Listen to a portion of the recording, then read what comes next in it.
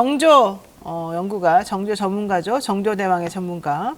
이 밖에도 문재인 전 대통령의 추천 도서로 선정된 리더라면 정조처럼, 그리고 이재명에게 보내는 정조의 편지, 이런 것들을 통해서 시대 정신을 반영한 정책 제안으로 주목을 받았던 작가이자 교수입니다.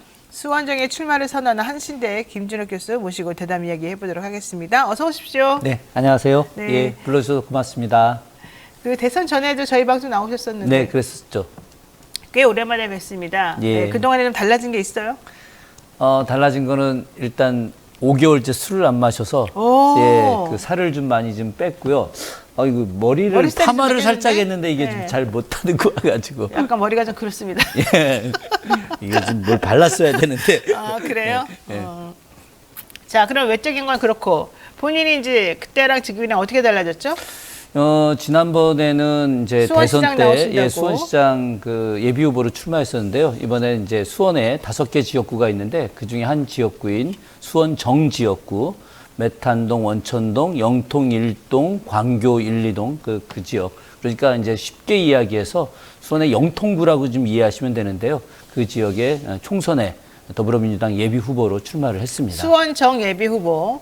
근데 수원정이 지금 있잖아요. 높으신 분이, 센 분이. 박광훈 의원 전 그 더불어민주당 원내대표를 하셨던 박광훈 의원님께서 삼선 의원으로 그 지역에 지금 현역으로 계시고 있는데요. 어쨌든 굉장히 그 지역에서 높은 또 신망을 갖고 계시고 지역에서 역할도 많이 하고 계셔서 좀 굉장히 부담스러운 상대이긴 하지만은 열심히 제가 경선에 임하고 있습니다. 그러면은 지금 박광훈 원내대표가 그렇다고 치고 이수정 교수나 김준혁 교수님이나 사실은 이제 신인이잖아요. 말하는 네, 정치 그렇죠. 관련해서는. 그러면 내가 경선에서 이기면 난 이수정 이길 수 있다. 이제 이런 게 있을 거잖아요. 네네. 뭐가 있어요? 일단 기본적으로 이수정 교수하고 저하고 같은 교수이긴 하지만은 굉장히 큰 차이가 있습니다. 뭐냐면 지역을 아느냐, 지역을 모르느냐, 이런 게 굉장히 큰 차이가 있죠.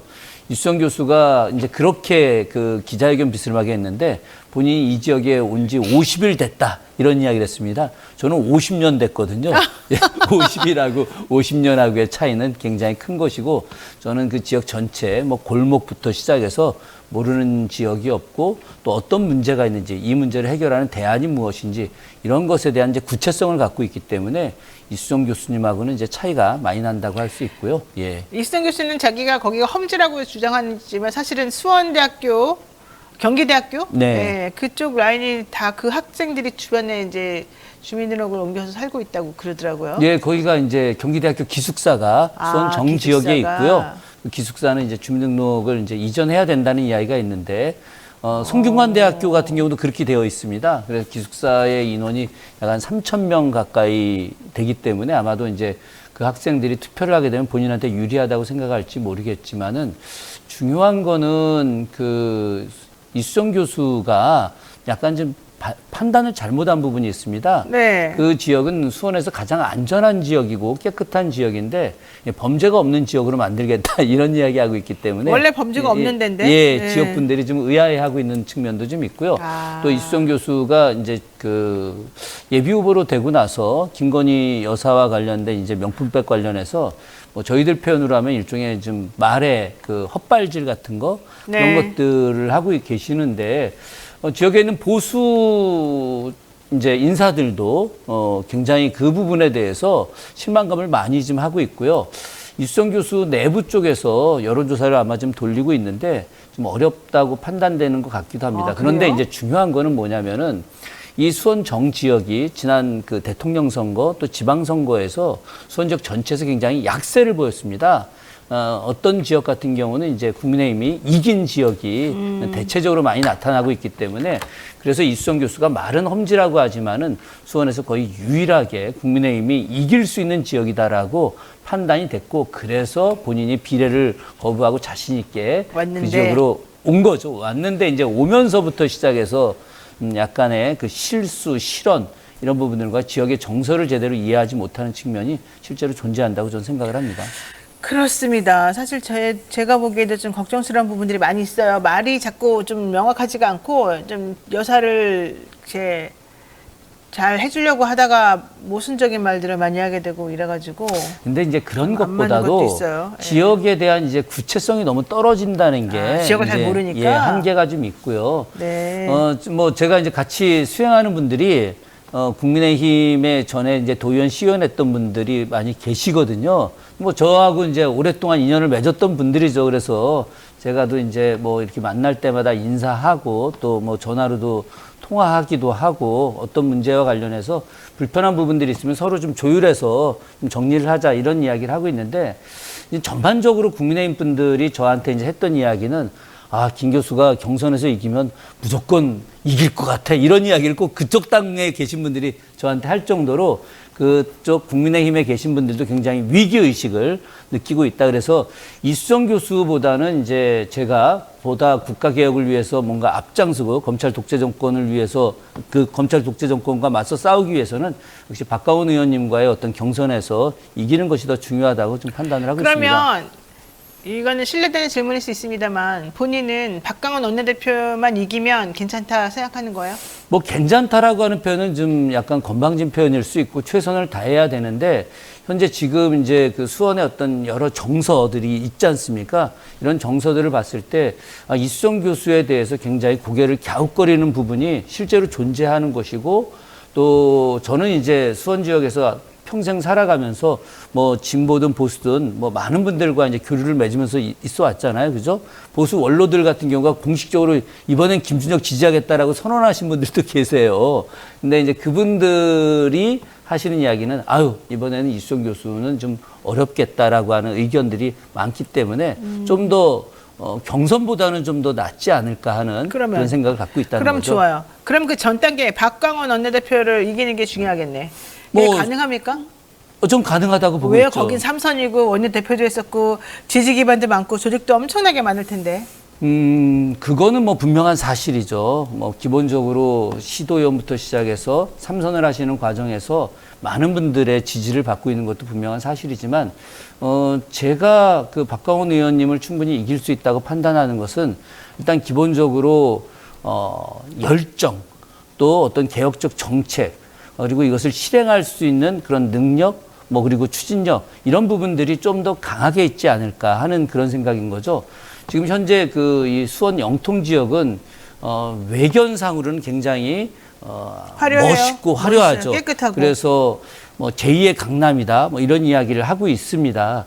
그럼에도 불구하고 지역 불균형이 좀 심하고 또 교통 문제가 굉장히 좀 어렵고 또 이 빈 공실이 많을 정도로 지역 경제가 상당히 좀 어려운 상황에 좀 놓여져 있거든요.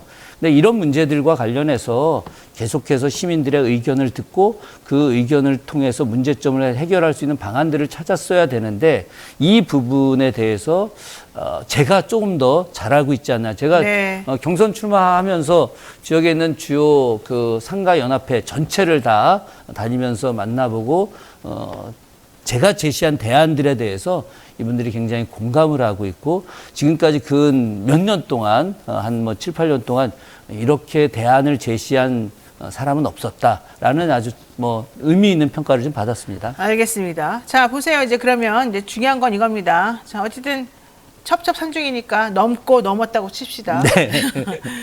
사실상 이제 이 수원 정이라고 하는 지역을 잘 발전시키는 사람을 뽑고 싶다. 이게 결국은 그 동네 사는 주민들의 마음일 텐데요. 물론 국회의원은 지역에만 매몰되면 안 되기 때문에 꼭 그 지역을 위해서만 일을 하라고 하는 건 아닙니다만 어쨌든 지역에 있는 사람들이 표를 주기 때문에 우리 지역에 얼마나 좋은 일을 해줄 것인가가 사실은 중요한 표를 받는 기준이 될 수도 있습니다. 이제 그런 의미에서 제가 여쭤보면 저도 사실 수원에 법원이 고등법원 생기고 수원에 법원이 새로 지어지면서 되게 자주 가요. 거기 보면 되게 깨끗하고 그다음에 좀 차분하고 그 광교 옆에 호수도 엄청나게 멋있고 아파트들도 엄청나게 높이 올라가가지고 되게 멋있다 생각이 들어요.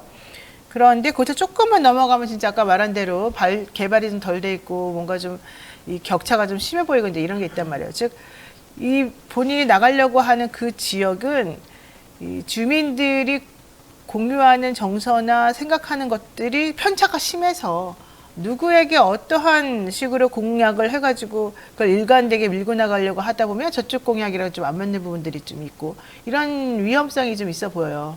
아니, 노 변호사님이 나오셔야 될 것 같아요, 우리 지역에. 왜요? 어쩌면 이렇게 꿰고 있어요.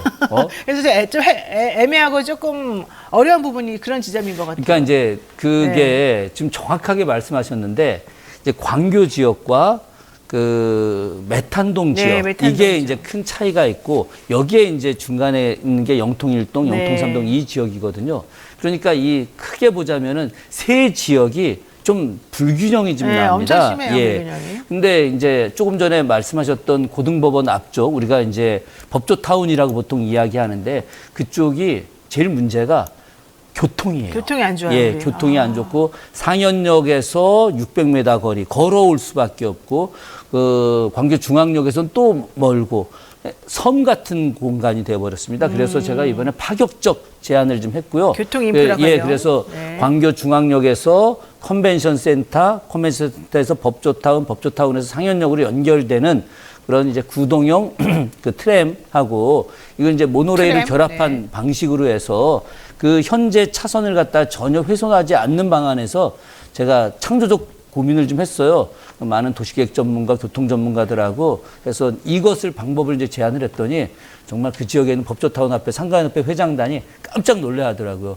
이렇게 훌륭한 생각을 왜 지금까지 어느 누구도 제시하지 않았느냐. 그래서 이거는 진짜 오랜 고민과 연구가 있어야만 나오는 거다. 제가 그런 이야기 했는데, 그것과 더불어서 그 안에 있는 원도심에서, 그 광교 신도시에서 원도심으로 나가는 버스 노선이 거의 없어요. 그러니까요. 이게 가장 심각한 문제인데, 이 문제는 경기도청이 권한을 갖고 있습니다. 실제로 수원시가 준공영제로 버스를 운영하고 있지만 권한은 다 경기도가 갖고 있거든요. 제가 국회의원이 되게 되면 경기도 김동연 지사와 협의해서 이 문제를 자연스럽게 풀어낼 자신이 좀 있고요.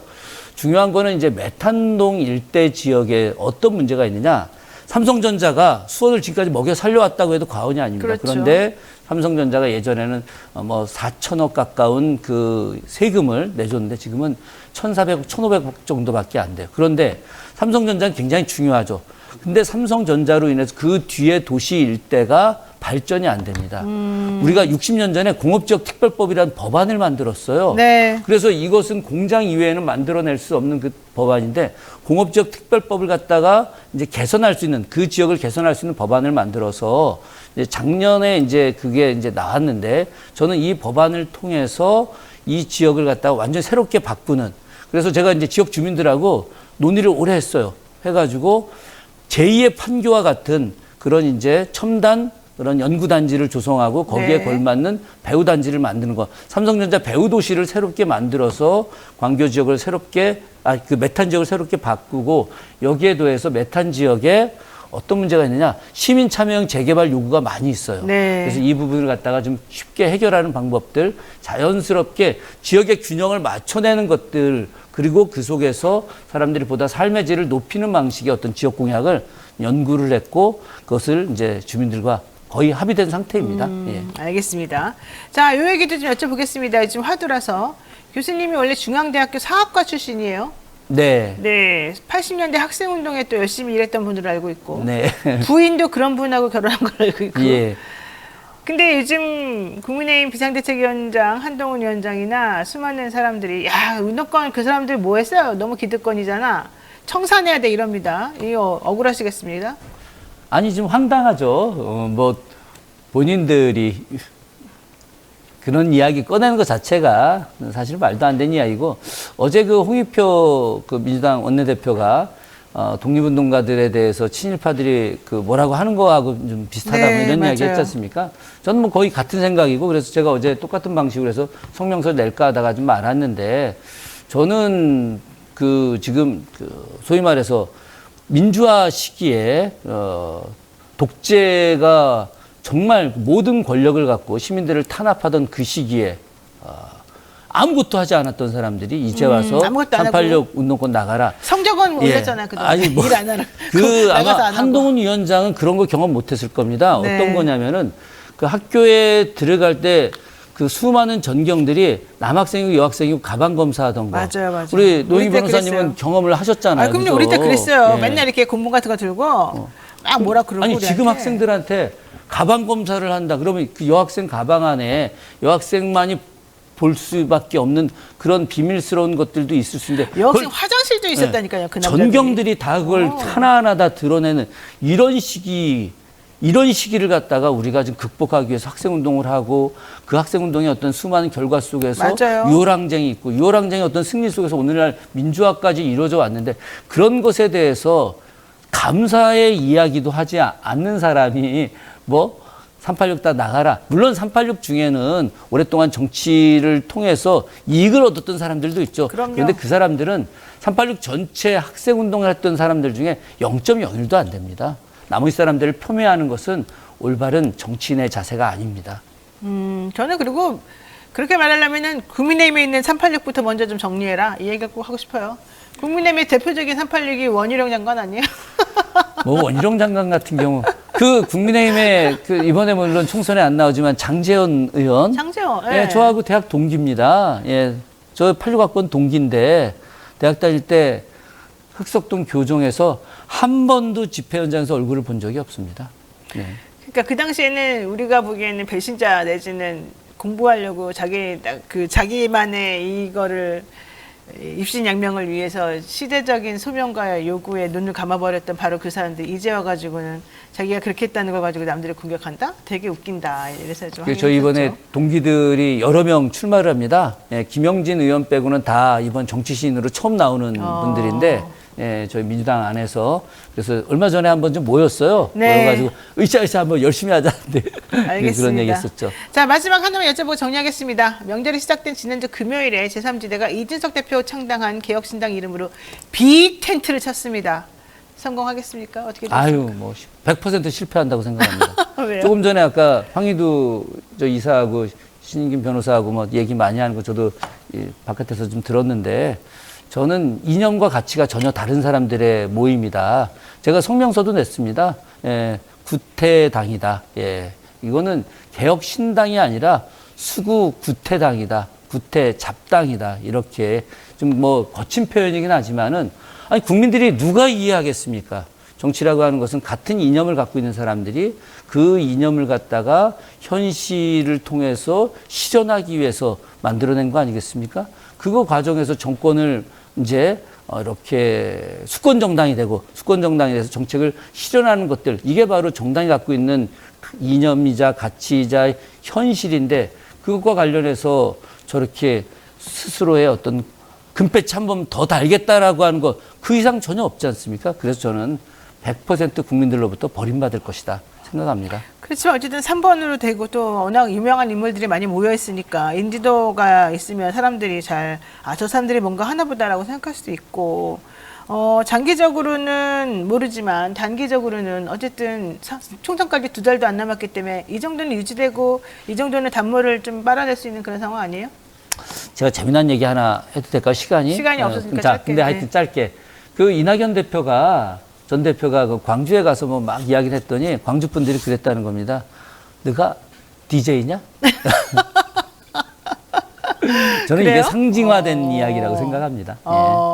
배동호님께서 이합집산의 결과는 해산뿐이 없습니다. 그렇군요. 알겠습니다. 끝으로 예. 한마디. 하여튼 제가 수원 정지역에서 이번에 그 예비후보로 출마를 했는데 보다 개혁적이고 또 참신하고 또 지역에 대해서 열정적으로 일하려고 하니까 이 방송을 보시는 분들 많은 분들 저를 좀 지지해 주시고요. 또 제가 뭐 당원에 대해서 뭐 명부도 없고 전혀 없으니까 혹시 이 방송 보신 분들 제 핸드폰 번호가 010-3309-9847입니다. 이 번호로 꼭 연락 주시기 바라겠습니다. 자막 좀 넣어 주십시오. 010-3309-9847. 예. 하여튼 꼭 응원해 주십시오. 3309-9847 전화하셔가지고 응원 좀 해주시고, 네, 뭐든지 열심히 해주시기 바랍니다. 네, 오늘 김진욱 교수와는 여기서 정리하겠습니다. 고맙습니다. 네, 고맙습니다.